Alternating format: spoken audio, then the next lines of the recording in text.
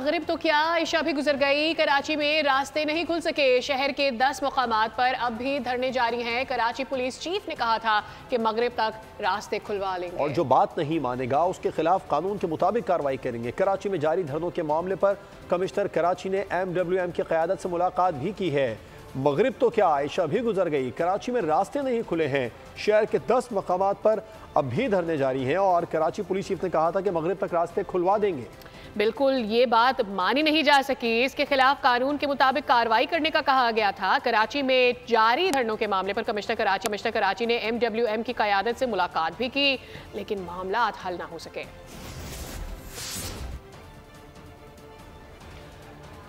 मगरिब तो क्या ईशा भी गुजर गई है। कराची में रास्ते नहीं खुले हैं। शहर के 10 मकामात हैं, वहाँ पर अब भी धरने जारी हैं।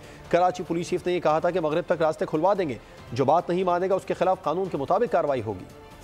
कराची में धरने खत्म कराने और रास्ते खुलवाने की कोशिशें जारी। एडिशनल IG ने प्रेस कॉन्फ्रेंस में नवीद सुनाई कि मगरिब तक रास्ते खुलवा देंगे। जो बात नहीं मानेगा उसके खिलाफ कानून हरकत में आएगा। मगरिब से पहले इंशाल्लाह अगर किसी ने किया है एक दो जगह पे, ये हमारी नॉलेज में है हुआ है, तो हम उनको बिल्कुल क्लियर कर देंगे। और अगर इसमें किसी ने उस रेट को इन्फोर्स करने में रेजिस्टेंस से काम लिया तो वो कार्य सरकार में मुदाखलत है, उनके खिलाफ हम सख्ती से जाएंगे। एडिशनल IG का बयान अपनी जगह, लेकिन कमिश्नर कराची भी मसला हल कराने के लिए मैदान में आए। कमिश्नर कराची ने MWM की क़यादत से मुलाकात की। सैयद हसन नकवी की जानिब से धरने खत्म कराने की दरख्वास्त की। कहा अवामी मफाद में धरने खत्म किए जाएं। शहर में कई मकामात पर धरने जारी हैं।